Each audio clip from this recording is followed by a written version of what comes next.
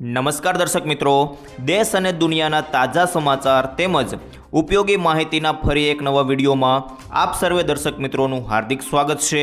તો આવા જ સમાચાર દરરોજ સૌથી પહેલાં જાણવા માટે આપણી ચેનલ ગુજરાત લાઈવ 24ને સબસ્ક્રાઈબ કરી લેજો। તો મિત્રો, આજના સૌપ્રથમ સમાચાર વિશે જાણીએ તો તહેવારો પર વરસાદની આગાહી, અંબાલાલ પટેલ। જી હા મિત્રો, સૌથી મહત્ત્વની વાત એ છે કે 23 ઓગસ્ટથી રાજ્યમાં વરસાદનું જોર વધશે અને 24થી 28 ઓગસ્ટ દરમિયાન અનેક વિસ્તારોમાં ભારેથી અતિભારે વરસાદ પડી શકે છે। ઓગસ્ટના અંતમાં બંગાળની ખાડીમાં એક અત્યંત મજબૂત લો પ્રેશર સિસ્ટમ સક્રિય થવાની પૂરી શક્યતા છે, જેના કારણે જન્માષ્ટમીના તહેવાર દરમિયાન સમગ્ર ગુજરાતમાં વરસાદી માહોલ જળવાયેલો રહેશે ને તહેવારો પર વરસાદી વિઘ્ન આવશે। સપ્ટેમ્બર માસની સ્થિતિ માત્ર ઓગસ્ટ જ નહીં પરંતુ સપ્ટેમ્બર મહિનામાં પણ ચોમાસું ધમધમતું રહેશે। 6 થી 10 સપ્ટેમ્બર દરમિયાન ઉત્તર અને મધ્ય ગુજરાતના વિસ્તારો જેવા કે અમદાવાદ, ગાંધીનગર, મહેસાણા, પાટણ, બનાસકાંઠા, સાબરકાંઠા, અરવલ્લી, પંચમહાલ અને વડોદરામાં ભારે ઝાપટા પડે તેવી સંભાવના છે। જૈન સમાજના પવિત્ર પર્યુષણ પર્વ એટલે 8 થી 15 સપ્ટેમ્બર અને 12 સપ્ટેમ્બરે ગણેશ ચતુર્થીના દિવસે પણ મેઘરાજા પોતાની હાજરી નોંધાવશે। 19 સપ્ટેમ્બર બાદ દરિયામાં મોટી હલચલ સાથે પવનની ગતિ વધશે અને વરસાદનું પ્રમાણ ફરી એકવાર વધવાની શક્યતા છે।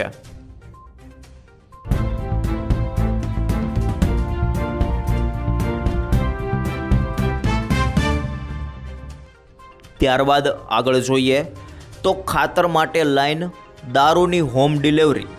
જી હા મિત્રો, ખાતર માટે લાઈન પણ દારૂ ડ્રગ્સની હોમ ડિલિવરી। તેમણે સરકારની નીતિઓ પર કટાક્ષ કરતા ઉમેર્યું કે આજની તારીખે ખેડૂતોને યુરિયા ખાતર મેળવવા માટે કલાકો સુધી લાઈનોમાં ઊભા રહેવું પડે છે, છતાં ખાતર મળતું નથી। જ્યારે બીજી બાજુ દારૂ, ડ્રગ્સ કે અન્ય કેપી પદાર્થો જોઈતા હોય તો એક ફોનના કોલ પર હોમ ડિલિવરી મળી રહે છે।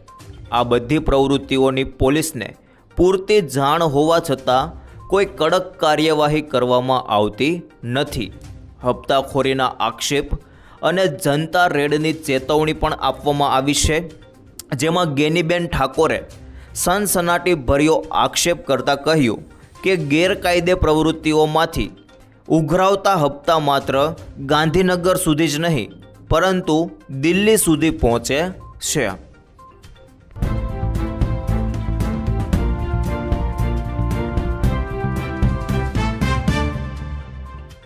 ત્યાર પછી આગળ જોઈએ તો એક સાથે 4-5 સિસ્ટમ વરસાદ ધમરોળશે।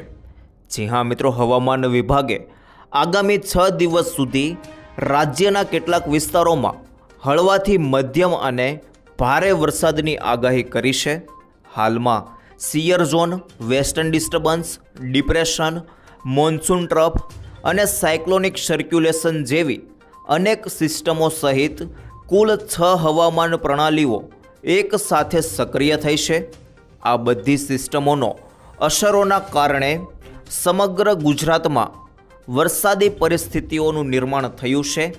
આજે દમણ અને દાદરા નગર હવેલી સહિત 12 જિલ્લાઓમાં ભારે વરસાદની આગાહી સાથે યલો એલર્ટ જારી કરવામાં આવ્યું છે। 16 અને 17 ઓગસ્ટના રોજ દરિયાકાંઠાના વિસ્તારોમાં પવન અને વરસાદની સ્થિતિને ધ્યાનમાં રાખીને સાવચેતી રૂપે માછીમારોને દરિયામાં ન જવા અપીલ કરવામાં આવી છે।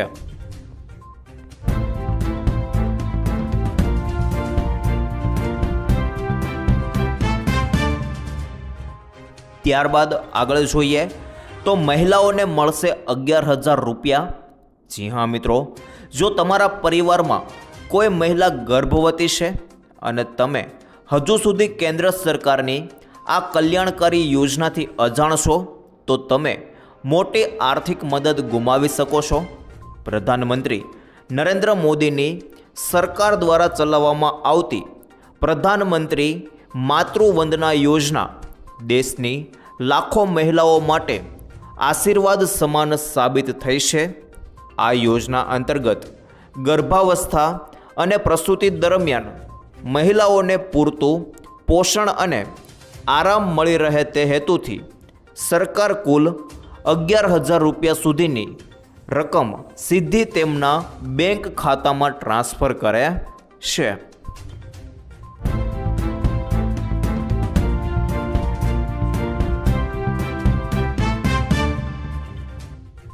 ત્યારબાદ આગળ જોઈએ તો ખેડૂતોની જીત 4 ગણું વળતર.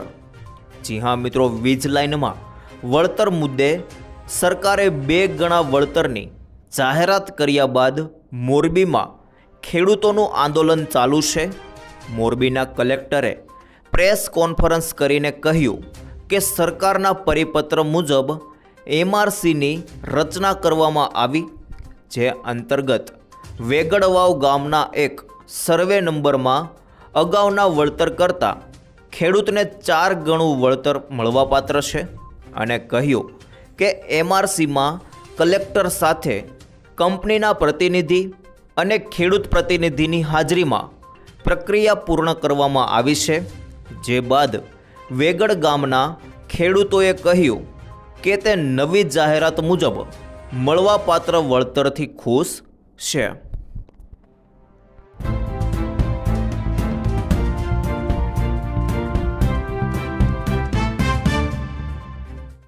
ત્યાર પછી આગળ જોઈએ તો ભવિષ્યમાં નોકરીઓ ખતરામાં. જી હા મિત્રો, AI અને રોબોટિક્સ વિશે ઘણી વાતો થઈ રહી છે. AI મોટા પાયે ક્રાંતિ લાવશે, આનો નમૂનો સોશિયલ મીડિયા પર દેખાવા લાગ્યો છે. સોશિયલ મીડિયા પર વાયરલ થઈ રહેલા વિડીયોમાં એક રોબોટ ખેતરોમાં મજૂરોની જગ્યાએ પાક લણતો જોવા મળી રહ્યો છે. આ વિડીયો ફાર્મિંગ ડેટાબેઝ નામના ઇન્સ્ટાગ્રામ એકાઉન્ટ પરથી શેર કરવામાં આવ્યો છે. તેને અત્યાર સુધીમાં લાખો વખત જોવામાં આવી છે અને આ કેટલાક યુઝર્સને ભવિષ્ય માટે ખતરો પણ ગણાવી રહ્યો છે.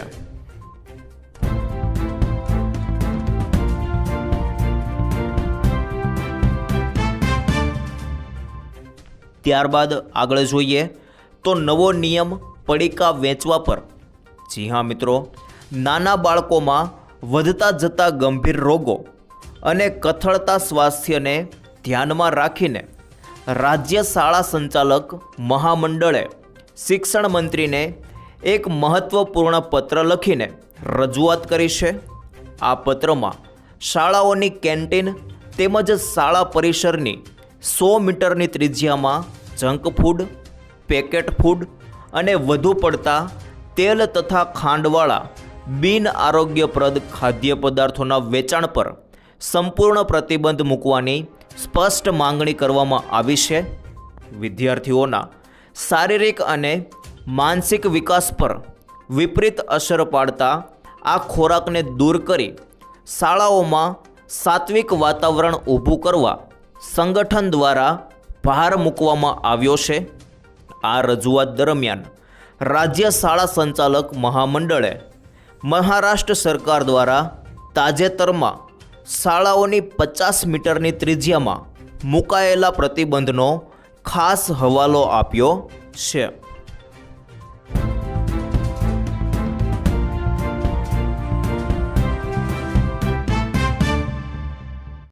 ત્યાર પછી આગળ જોઈએ તો ગેસ સિલિન્ડરને લઈને નવો કાયદો. જી હા મિત્રો, હાલના સમયમાં ઘણા વિસ્તારોમાં LPG ગેસ સિલિન્ડરની અછત જોવા મળી રહી છે.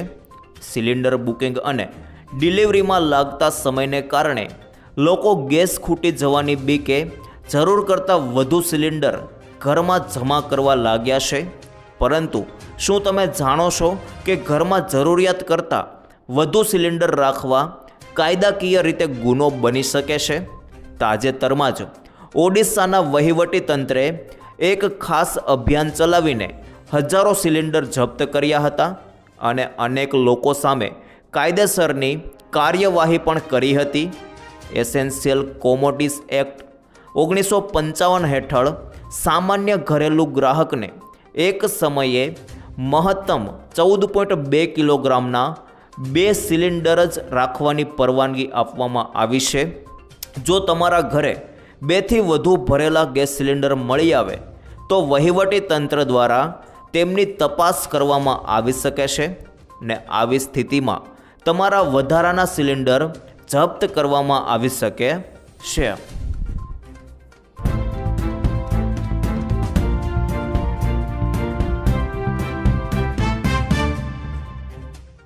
ત્યારબાદ આગળ જોઈએ તો ગુજરાતમાં નવા ટ્રાફિક નિયમો. જી હા મિત્રો, રાજ્યમાં ટ્રાફિક વ્યવસ્થાને વધુ પારદર્શક અને ઝડપી અને સંપૂર્ણપણે ડિજિટલ બનાવવાના હેતુથી રાજ્ય સરકાર દ્વારા નેક્સ્ટ જનરેશન ચલણ સિસ્ટમ અમલમાં મૂકવામાં આવી છે. 12મી ઓગસ્ટથી સમગ્ર રાજ્યમાં આ નવી સિસ્ટમનો સત્તાવાર રીતે પ્રારંભ કરી દેવામાં આવ્યો છે. આ સિસ્ટમ હેઠળ નિયમોના ભંગ બદલ ઈ ચલણ મોકલવાથી લઈને તેના નિવારણ સુધીની સમગ્ર પ્રક્રિયા માટે ચોક્કસ સમય મર્યાદા નક્કી કરવામાં આવી છે. રાજ્ય સરકાર દ્વારા જાહેર કરાયેલા નવા નિયમો અનુસાર હવે ટ્રાફિક નિયમનો ભંગ કરનાર વાહન ચાલકને નિયમ ભંગ કર્યાના 3 દિવસની અંદર જ ડિજિટલ માધ્યમથી SMS કે ઈમેલ ઈ ચલણ મોકલી દેવું ફરજિયાત બનાવવામાં આવ્યું છે. જ્યારે કાગળ પરનું ભૌતિક એટલે કે મિત્રો ફિઝિકલ ચલણ મોકલવા માટે 15 દિવસની સમય મર્યાદા નક્કી કરવામાં આવી છે. ને નવી વ્યવસ્થા અંતર્ગત જો કોઈ વાહન ચાલકને ચલણ સામે વાંધો હોય તો તે ચલણ સામે અપીલ કરવા કે તેની ઓથોરિટી કોર્ટ સમક્ષ પડકારવા માટે 45 દિવસની મુદત આપવામાં આવશે. જો 45 દિવસની અંદર વાહન ચાલક દ્વારા ચલણ પડકારવામાં નહીં આવે તો તેણે નિયમ ભંગ સ્વીકારી લીધો છે તેમ માની લેવામાં આવશે. ત્યારબાદ દંડની રકમ ઓનલાઈન ભરપાઈ કરવા માટે વાહન ચાલકને વધારાના 30 દિવસનો સમય આપવામાં આવશે. જો વાહન ચાલક નિર્ધારિત સમય મર્યાદામાં દંડની ચૂકવણી નહીં કરે તો ટ્રાફિક પોલીસ દ્વારા અત્યંત કડક કાર્યવાહી કરવામાં આવશે. કેન્દ્રીય વાહન પોર્ટલ પર તે વાહનની પ્રોફાઇલ સામે વ્યવહાર માટે નોંધી દેવામાં આવશે, જેથી વાહનની લે વેચ, નામ ટ્રાન્સફર કે RTO સંબંધિત કોઈ પણ કામકાજ અટકી જશે ને ખૂબ જ ગંભીર કેસમાં અથવા લાંબા સમય સુધી દંડ બાકી રાખનાર વાહન ચાલકોના વાહનને પોલીસ દ્વારા સીધું ડિટેઇન કરી શકાશે.